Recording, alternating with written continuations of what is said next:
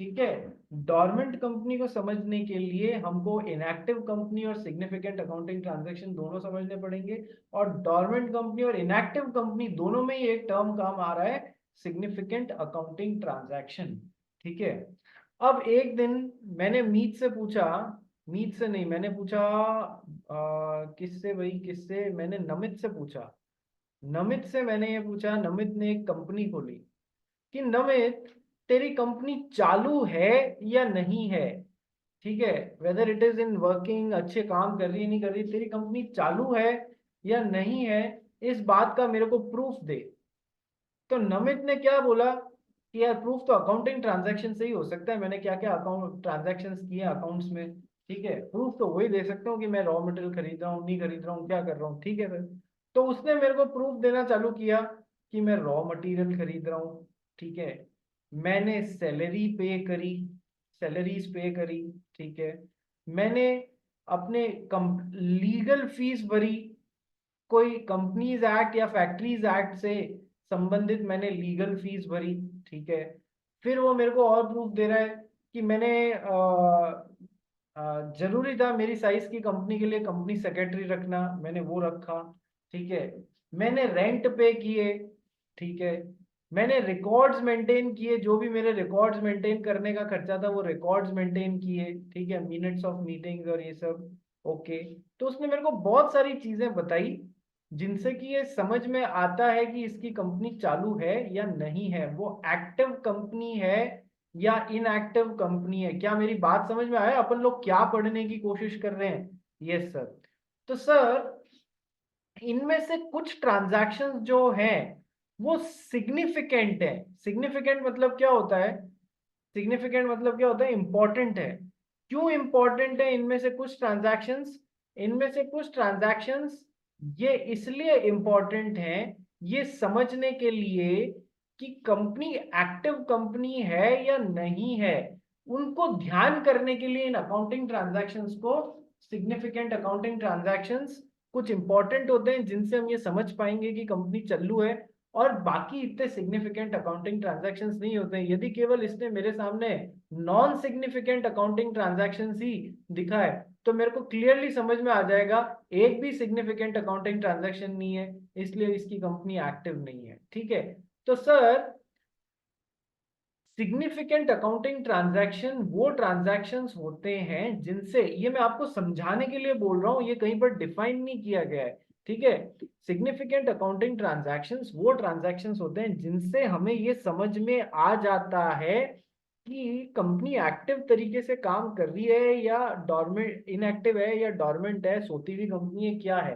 तो सर ये जो चार ट्रांजैक्शंस तरीके के ट्रांजैक्शंस ये मेरे को बताने की कोशिश करेगा कि देख लो मेरी कंपनी चालू है, मैंने ये अकाउंटिंग ट्रांजैक्शंस किए। मैं इन चारों को नहीं मानूंगा ये मानने के लिए कि है ना इसकी कंपनी चालू कंपनी है, मैं इन चारों को कंसिडर नहीं करूंगा, मैं इन चारों को कंसिडर नहीं करूंगा।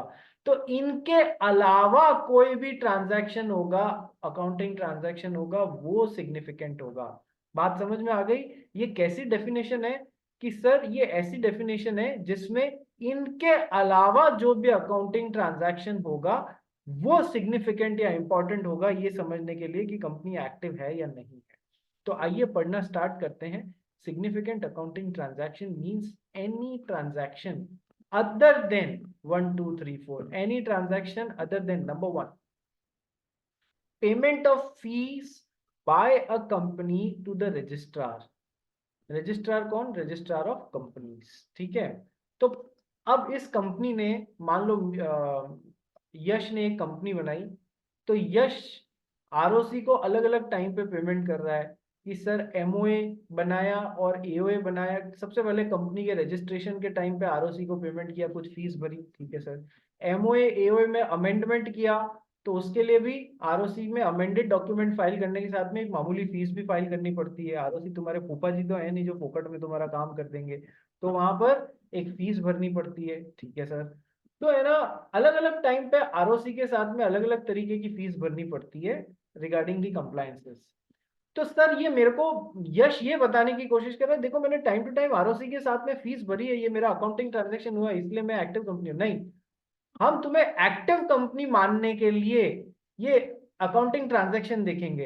ये वाले अकाउंटिंग ट्रांजैक्शन काम के ही नहीं है, हम इनको कंसिडर करेंगे ही नहीं सिग्निफिकेंट अकाउंटिंग ट्रांजैक्शन के तौर पे। नंबर वन, तो ये आरओसी को जो भी फीस भरी गई है वो सिग्निफिकेंट अकाउंटिंग ट्रांजैक्शन में काउंट नहीं होगी। Second, payment made by it यानी कि company to fulfil the requirements of this act means companies act 2013 और any other law, for example factories act. अब समझो, कंपनीज एक्ट की रिक्वायरमेंट को फुलफिल करने के लिए तुमने यदि कोई पेमेंट किए हैं, या फिर दूसरे लॉ को कंप्लायंस करने के लिए तुमने यदि कोई पेमेंट किया है, फॉर एग्जांपल फैक्ट्रीज एक्ट बोलता है कि जहां पर 20 से नहीं 50 से ज्यादा मजदूर काम कर रहे हो, हाइपोथेटिकल एग्जांपल लेके बता रहा हूँ, जहां पर 50 से ज्यादा मजदूर काम कर रहे हो वहां पर ये 1 2 3 4 5 फैसिलिटीज होनी चाहिए। महिलाएं काम कर रही हैं तो बच्चों के लिए क्रैच होना चाहिए, उनके बच्चों के लिए मेडिकल सुविधाएं होनी चाहिए, तो ब्ला ब्ला ब्ला ऐसी 3 4 बातें फैक्ट्रीज एक्ट में लिखी हुई हैं। ठीक है, उस चीजों को पूरा करने के लिए इसने कोई अकाउंटिंग ट्रांजैक्शन किया है, किसी लॉ के साथ में कंप्लायंस करने के लिए या कंपनीज एक्ट के साथ में कि रिगार्डिंग इसने कुछ खर्चा किया है, तो उसको हम सिग्निफिकेंट अकाउंटिंग ट्रांजैक्शन नहीं मानेंगे। ठीक है, तीसरा point, allotment of shares to fulfil the requirements of this act. कई बार क्या होता है, मिनिमम प्राइवेट कंपनी है तो मिनिमम 2 जन, और पब्लिक कंपनी है तो मिनिमम 7 जन होने चाहिए उसमें। तो सर इन लोग को शेयर्स अलॉट किया, या फिर ऐसी कंपनीज में डायरेक्टर्स होते हैं, कई बार डायरेक्टर्स बनने की क्वालिफिकेशन में एक क्वालिफिकेशन लगा दी जाती है, डायरेक्टर्स को भी शेयर होल्डर्स होना जरूरी होगा या मेंबर होना जरूरी होगा, तो सर अब उनको शेयर्स अलॉट कर रहे हैं और उनसे पैसे ले रहे हैं शेयर अलॉटमेंट के लिए। ठीक है, तो सर आपने यदि किसी को शेयर अलॉट किया है just to fulfil the requirement of companies act, फिर आप कहते हो देखो मैंने इसको शेयर अलॉट किया और इससे पैसे लिए, ये मेरा सिग्निफिकेंट अकाउंटिंग ट्रांजैक्शन है, नहीं हम नहीं मानेंगे इसको ये देखने के लिए कि तुम जिंदा कंपनी हो या नहीं, हम इन 3 ट्रांजैक्शन 4 ट्रांजैक्शन को कंसिडर करेंगे ही नहीं। Next, payment for maintenance of its office and record, office का रेंट हो गया, कोई ऑफिस में रिकॉर्ड्स हो गए उनको रखने के लिए, या फिर आपने सीए वगैरह रख लिया कि वो सीएस रख लिया जो कि मिनट्स ऑफ मीटिंग्स बनाता रहता है जितनी भी मीटिंग्स होती है, ये हम सब कंसिडर नहीं करेंगे। Payment for maintenance of its office and records will not be considered as significant accounting transaction. क्या तुमको समझ में आ गया? इन चारों के अलावा कोई भी अकाउंटिंग ट्रांजैक्शन होता है वो सिग्निफिकेंट माना जा सकता है, जैसे कि आपने मशीनरी खरीदने के लिए कोई किया, आपने रॉ मटेरियल खरीदने के लिए किया, आपने सैलरी बांटने के लिए किया, आपने और भी किसी तरीके का खर्चा किया, आपने मार्केटिंग एक्सपेंसेस किए, ये सब दिखाने के लिए इंपॉर्टेंट है, वो सिग्निफिकेंट होंगे। इन चारों के अलावा हैं तो वो सिग्निफिकेंट अकाउंटिंग ट्रांजैक्शंस होंगे। सिग्निफिकेंट किस लिए? सिग्निफिकेंट इसलिए जिससे हम प्रूव कर सके कि हम तो एक्टिव हैं, हम सोते हुए कंपनी नहीं, हम डोरमेंट कंपनी नहीं, हम इनएक्टिव कंपनी नहीं है। कंसेप्ट समझ में आ गया? Yes sir. किसी को डाउट तो नहीं है? करण, नीव, नेतन, पूंजी, पूंजी डाउट नहीं आते हैं, क्या बात है कि सर बस नहीं आते हैं? I am a brilliant student, बाकियों का पता नहीं, मैं तो ब्रिलियंट स्टूडेंट हूँ, मुझे डाउट नहीं आते हैं। ठीक है, सर चलो। पूछ लिया जो था, क्या बेटा? जो डाउट्स थे वो पहले ही तो पूछ लिए थे। हाँ ठीक है, चलो। मैं तो मजाक कर रहा था यार, तूने सीरियसली ले लिया। चलो नेक्स्ट। नेक्स्ट, तो अब हमने सिग्निफिकेंट अकाउंटिंग ट्रांजैक्शन का आत्मा और उसका कंसेप्ट समझ लिया। अब अपन इनएक्टिव कंपनी की तरफ बढ़ते हैं कि इनएक्टिव कंपनी कौन होती है। यश काबरा पढ़ेगा इनएक्टिव कंपनी कौन होती है, पढ़ भाई। Uh, Inactive company means a company which has not been carrying on any business or operation or has not made any significant accounting transaction during the last 2 financial years or has not filed financial statement and annual returns during the last 2 financial years. हम ये 3 बातें दे रखी है इधर, इन 3 में से एक भी पूरी हो जाती है ना तो हम उस कंपनी को मान लेंगे कि वो एक्टिव कंपनी नहीं है। ठीक है, वापस देखते हैं। पहला क्या है? इनएक्टिव कंपनी उस कंपनी को बोलते हैं which is not been carrying on any business और ऑपरेशन, जिसने बिजनेस और ऑपरेशन कैरी नहीं कर रहे हैं, नंबर वन। और सेकंड पॉइंट, ये हो गया फर्स्ट पॉइंट। और second point, has not made any significant accounting transaction during the last 2 financial years, पिछले 2 financial years में इनके अलावा और कोई significant accounting transaction नहीं किया है। मतलब ये ट्रांजैक्शन किया है तो वो ये देखने के लिए जो सिग्निफिकेंट है ही नहीं कि तुम जिंदा हो या नहीं हो, ठीक है। तो इनके अलावा उसने कोई सिग्निफिकेंट अकाउंटिंग ट्रांजैक्शन नहीं किया है, तो वो इनएक्टिव कंपनी। दो तरीके क्या, जो कोई बिजनेस या ऑपरेशन कर ही नहीं रही है, या फिर वो शो कर रही है कि मैं बिजनेस ऑपरेशन कर रही हूँ पर एक्चुअल में ऐसा है नहीं क्योंकि उसने कोई सिग्निफिकेंट अकाउंटिंग ट्रांजैक्शन किया ही नहीं during the last 2 financial years, ठीक है। और हैज नॉट, तीसरा तरीका, और has not filed the financial statements and annual returns during the last 2 financial years. भाई आपको अपने एनुअल रिटर्न्स और सब फाइल करने पड़ते हैं बेटा, with income tax authorities, with the registrar of companies, सबको अपने अपने एनुअल स्टेटमेंट रिटर्न्स और फाइनेंशियल स्टेटमेंट्स कहीं ना कहीं अथॉरिटी के पास में फाइल करने पड़ते हैं। तो यदि किसी कंपनी ने पिछले 2 फाइनेंशियल ईयर में कोई भी फाइनेंशियल स्टेटमेंट्स फाइल नहीं किए हैं या एनुअल रिटर्न्स फाइल नहीं किए हैं, तो उसको इनएक्टिव कंपनी बोला जा सकता है। आ जाओ इसका प्रैक्टिकल एप्लीकेशन देखते हैं। हो सकता है कि क्वेश्चन पेपर बनाने वाले को तुम्हारे केस में ये बात ध्यान आ जाए, केस में अभी भी आनी चाहिए, सितंबर पेपर में आ जानी चाहिए। एक कंपनी का नाम सुना है तुमने, बायजूस, सबने ये ब्रांड तो सुना ही होगा, ठीक है। बायजूस ब्रांड एजुकेशन में बहुत माना हुआ ब्रांड हुआ करता था आज से 2-3 साल पहले, ठीक है। इसने कुछ गड़बड़ियां कर दी अपने काम करने के तरीके में, अननेसेसरी पैसा मार्केट से उठा लिया, लोगों से इन्वेस्ट करवा लिया और बाद में उस पैसे को संभाल नहीं पाया, गड़बड़ी हो गई, ठीक है। अननेसेसरी एक्विजिशंस कर लिए दूसरी कंपनीज के, जो कि इसको जरूरत नहीं थी, ठीक है। बायजू कंपनी की बाद में माली हालत खराब होने लग गई, माली हालत मतलब फाइनेंशियल पोजीशन खराब होने लग गई। तो अब उसके पास इतने पैसे भी नहीं है कि वो अपने एम्प्लॉयज को सैलरी दे सके।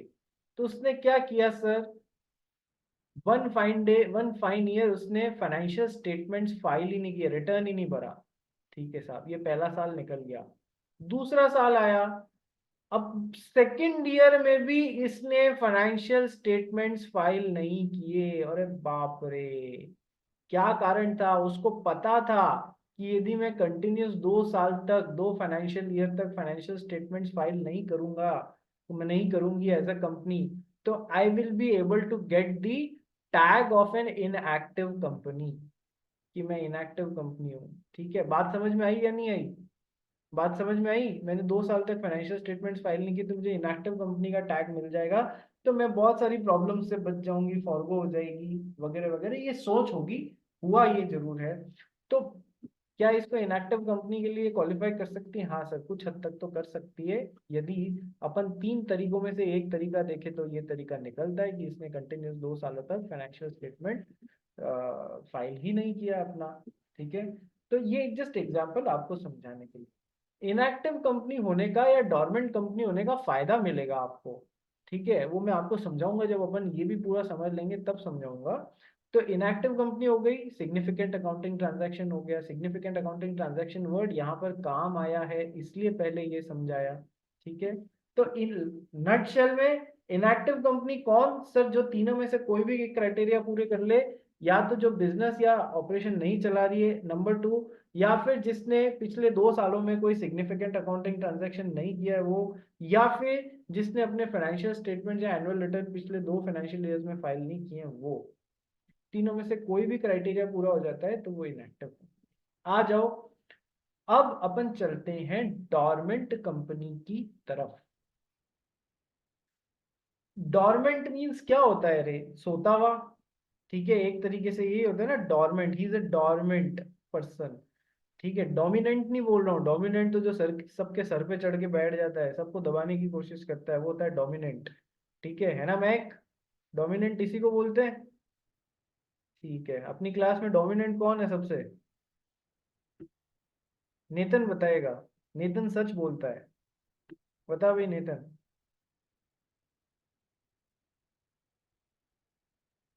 अरे Netan Ribeiro, don't be a रिबेलियो, be Ribeiro, tell me. Sir कोई नहीं है सर। कोई नहीं है सर, आप मुझे पिटवाने के काम करोगे तो मैं पिट थोड़ी जाऊंगा। ठीक है, चलो आ जाओ नेक्स्ट। तो अब डोरमेंट कंपनी वो जो सोती हुई कंपनी है। ठीक है, बीच बीच में मजाक इसलिए कर रहा हूँ क्योंकि 8:30 से 9:30 के टाइम में खाना खा के सबको नींद आ रही होती है, या कुछ ने तो खाना ही नहीं खाया होता है, या पूरे दिन की थकान होती है, इसलिए मजाक कर लेता हूँ ताकि थोड़ा सा पढ़ने में एक्टिवनेस आ जाए। चलिए, तो डोरमेंट कंपनी कौन? Where a company is formed and registered under this act means companies act 2013 for a future project. मेरे को भविष्य में काम करना है, इसलिए मैं आज कंपनी खोल के रख रहा हूँ। ठीक है, भविष्य में मेरे को ऐसे ऐसे काम करना है।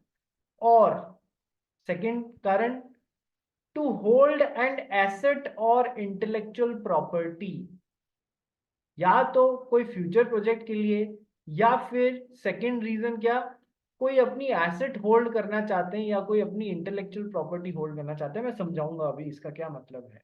ठीक है, and has no significant accounting transaction, ऐसी कंपनी जिसमें कोई सिग्निफिकेंट अकाउंटिंग ट्रांजैक्शन हो, जो केवल फ्यूचर प्रोजेक्ट्स के लिए बनाई गई हो, जिसमें कोई सिग्निफिकेंट अकाउंटिंग ट्रांजैक्शन हो नहीं हो, या फिर ऐसी कंपनी जिसमें केवल एसेट होल्ड करने के लिए या कोई इंटेलेक्चुअल प्रॉपर्टी होल्ड करने के लिए बनाई गई हो, जिसमें कोई सिग्निफिकेंट अकाउंटिंग ट्रांजैक्शन नहीं हो, ऐसी कंपनी। सच अ कंपनी, यानी कि इन दोनों में से कैसी भी कंपनी, और एन इनएक्टिव कंपनी, या फिर एक इनएक्टिव कंपनी जो हमने नीचे पढ़ा है, may make an application to the registrar in such a manner as may be prescribed for obtaining the status of a dormant company। कि भैया मैं तो सोती हुई कंपनी हूँ, मैं कोई एक्टिव जैसी कंपनी नहीं हूँ। ठीक है, तो फिर वो रजिस्ट्रार ऑफ कंपनीज के पास में अप्लाई कर सकते हैं कि मेरा अभी कोई काम धंधा नहीं है, तो मुझे डोरमेंट कंपनी का स्टेटस दे दो ताकि मुझे रेगुलर बेसिस पे कंप्लायंसेस नहीं करने पड़े तुम्हारे साथ में। आइए समझना चालू करते हैं डोरमेंट कंपनी को। Sir, where a company is formed and registered under this act for a future project। आओ बेटा समझो, डोरमेंट कंपनी की ये बातें ध्यान रखना कि सर ऐसी कंपनी जो किसी फ्यूचर प्रोजेक्ट को कंसेप्चुलाइज करने के लिए बनाई जा रही है, अभी नहीं हो रहा है, फ्यूचर में होएगा, बस हम कंपनी अभी बना के रख ले रहे हैं। मान लो नेतन रिबेरियो को इच्छा है कि अब तो चार्टर्ड अकाउंटेंसी के अपन सीए फाइनल में आ चुके हैं, साल भर बाद, साल डेढ़ साल बाद अपने को फाइनल का एग्जाम देना है, उससे पहले फाइनल करने के बाद में मैं तो अपने फ्रेंड्स नेतन, पूंजी और यश काबरा, हम 3 जने होंगे, हम हमारी प्राइवेट कंपनी खोलेंगे और उसमें हम तीनों मिलके चार्टर्ड अकाउंटेंसी की प्रैक्टिस करेंगे। इन तीनों की ये इच्छा थी, तो इन्होंने क्या किया, अभी से ही तैयारी कर ली उसकी कि 1-1.5 साल बाद जब हम सीए बन जाएंगे तब हमको कंपनी फॉर्मेशन के लिए रुकना नहीं पड़ेगा, हम इस फ्यूचर प्रोजेक्ट के लिए अभी से कंपनी खोल के रख लेते हैं। ठीक है, तो सर या तो कोई ऐसा सीन चल रहा हो, नंबर 1, या फिर नंबर 2 क्या, और टू होल्ड एन एसेट और इंटेलेक्चुअल प्रॉपर्टी, ऐसी कंपनी जो किसी एसेट या IP, IP means intellectual property को होल्ड करने के लिए बनी। आइए देखो, समझो इंटेलेक्चुअल प्रॉपर्टी क्या होता है। तुम में से कोई जानता है इंटेलेक्चुअल प्रॉपर्टी क्या होता है? Is anybody of you aware कि इंटेलेक्चुअल प्रॉपर्टीज क्या होती हैं? किसी को कुछ आइडिया है? कभी पढ़ा है? कभी कुछ याद है? नहीं याद है? चलो तो मैं बताता हूँ। तुम लोगों ने वर्ड सुने, patents, trademark, copyright, geographical indications. Patents और ट्रेडमार्क और कॉपीराइट तो सुना होगा ना, मजाक मजाक में अपने फ्रेंड को ही बोल देते हैं तेरा कॉपीराइट थोड़ी है इस पे, या तेरा पेटेंटेड डायलॉग है ये। ठीक है, इन सबको अपन क्या बोलते हैं रे? और भी बहुत सारे होते हैं, अपन बेसिकली इनसे ही समझ जाएंगे। ये सब है इंटेलेक्चुअल प्रॉपर्टी, इंटेलेक्चुअल प्रॉपर्टीज कहलाती हैं ये। मान लो कोरोना का टाइम था, कोरोना फैल गया, सारे मार्केट में हल्ला मच गया कि कोरोना है, ये वायरस जान ले लेता है वगैरह वगैरह। ठीक है, तो हमारे एक स्टूडेंट थे जिनका नाम था डॉक्टर मुकुंद, ठीक है।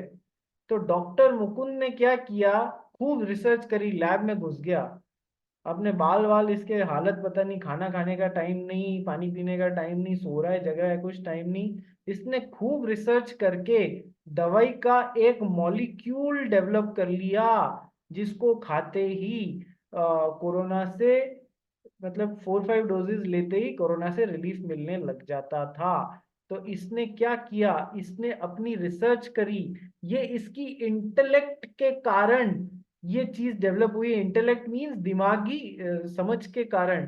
तो सर इसने ऐसे तो ये मॉलिक्यूल जो है जैसे ही मार्केट में लेके आएगा, लोग लैबों में टेस्ट करा लेंगे, पूंजी की लैब है, पूंजी क्या करेगी, उस मॉलिक्यूल को दवाई के रूप में जो मार्केट में आया उसको लैब में केमिकल्स डाल के टेस्ट करेगी और रिवर्स इंजीनियरिंग कर लेगी। अच्छा इसमें ये भी मॉलिक्यूल है, इस मॉलिक्यूल में ये केमिकल है, ये केमिकल है, ये केमिकल है, और खुद अपनी दवाई लेके आ जाएगी। और बेचारा डॉक्टर मुकुंद जिसने इतनी मेहनत करके उस मॉलिक्यूल को डेवलप किया है, वो इसका फायदा ही नहीं ले पाएगा, इस अपनी मेहनत का, रिसर्च का। तो क्या होता है कि सर पेटेंट के लिए अप्लाई करना पड़ता है किसको, कि सर जो भी रिसर्चर है उसको अपने काम के लिए पेटेंट के लिए अप्लाई करना पड़ता है, कि ये मैंने पेटेंट मैंने ढूंढा है, ये मेरा पेटेंट है, इसका इसके ऊपर अगले 20 साल तक हक मेरा रहेगा। पेटेंट में ऐसा होता है, 20 साल बाद इसको कोई भी कॉपी कर सकता है। ठीक है। दवाइयों में समझना, तुम लोग जब डॉक्टर के पास में मेडिसिन लेने जाते हो, ये प्रैक्टिकल लाइफ सिनेरियो बता रहा हूँ, तो दो तरीके की दवाइयां मेडिसिन अवेलेबल होती, सेम सॉल्ट है दोनों में, सेम सॉल्ट है दोनों में, एक आएगी 500 रुपए की, एक आएगी 50 रुपए की। समझ रहे हो, सेम सॉल्ट है, जो सॉल्ट 500 वाली में है वही 50 वाली में है। ठीक है सर, इतना फर्क क्यों जब सॉल्ट सेम है तो? इतना फर्क इसलिए क्योंकि ये जो है ना 20 साल बाद वो फॉर्मूला जब पब्लिक के पास में ओपन हो गया कि आप कॉपी कर सकते हो, तो ये उससे बनी हुई है, जबकि इसने खुद ने रिसर्च करके बनाई है। फर्क समझ में आया क्यों दवाइयों में इतना फर्क होता है? कि यस सर। तो सर हम, चलो अपन टॉपिक से डिविएट नहीं करते, पेटेंट समझ में आ गया? Yes sir. कोई भी आपने बुक लिखी है, मान लो नेथन रिबेरियो ने एक बुक लिखी है, तो इसने उस पर कॉपीराइट लिया, कॉपीराइट कि मेरे अलावा कोई इसको रिप्रोड्यूस नहीं कर सकता मेरी परमिशन के बिना, कोई भी पब्लिशर।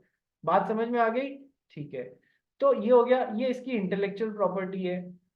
कोई ट्रेडमार्क है, ट्रेडमार्क तुमने देखा होगा ना, अलग अलग कंपनीज के ट्रेडमार्क्स होते हैं, जैसे टाटा कंपनी का एक ऐसा टी बना हुआ होता है उसकी गाड़ियों के आगे, टाटा। मर्सिडीज का एक ऐसा साइन होता है जिसमें ये एक ऐसा एरो होता है मर्सिडीज गाड़ी का। ठीक है। तो हर कंपनी का एक लोगो या ट्रेडमार्क होता है, वो रजिस्टर कराती है, वो उनकी परमिशन के बिना कोई और भी यूज नहीं ले सकता है, जनरली यूज लेना भी नहीं चाहिए। ठीक है।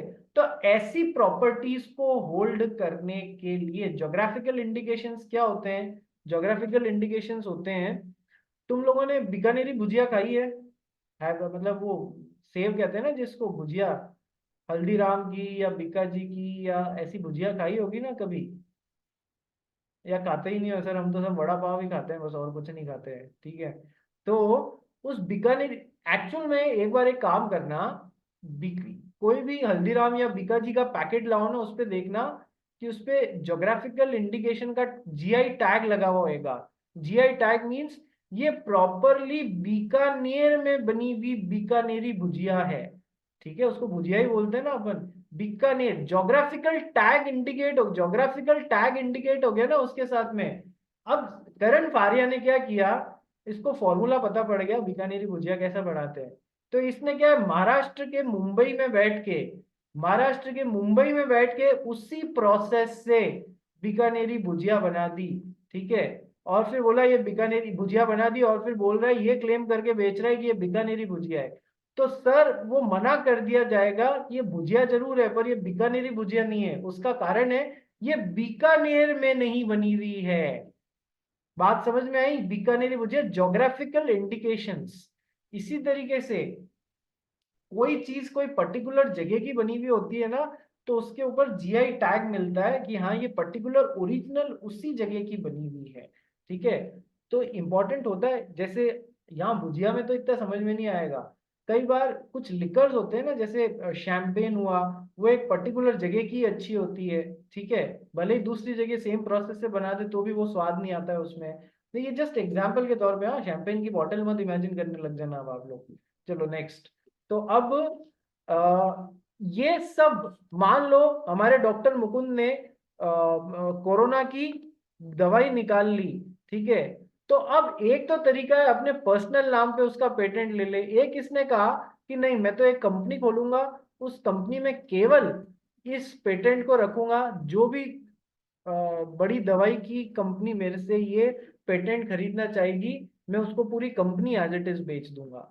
तो ये कंपनी किस लिए फॉर्म हो रही है? Just to hold some asset और सम इंटेलेक्चुअल प्रॉपर्टी, इसके अलावा उसका कोई काम नहीं है। पूरी कहानी समझ में आ गई? बोलो यस और नो कि ये कंपनी को हम बस इसलिए बना रहे हैं, नितिन रिबेरियो सोना नहीं होता है क्लास में, ठीक है। तो हम इसलिए बना रहे हैं, या तो किसी फ्यूचर प्रोजेक्ट को पूरा करने के लिए अभी से कंपनी खोल ले रहे हैं, या फिर किसी एसेट या इंटेलेक्चुअल प्रॉपर्टी को होल्ड करने के लिए बन रही है। ये तो हो गई एक बात। आगे देखो इसमें कि sir when a company is form for these two purposes, ठीक है, फॉर सम फ्यूचर प्रोजेक्ट और टू होल्ड सम एसेट और an intellectual property, number 2, and it is not having significant accounting transaction, उसमें significant accounting transactions नहीं है, यानी इन चार के अलावा कोई और ट्रांजैक्शन है ही नहीं। ये हो तो हम इनको significant मानते नहीं है, ठीक है। तो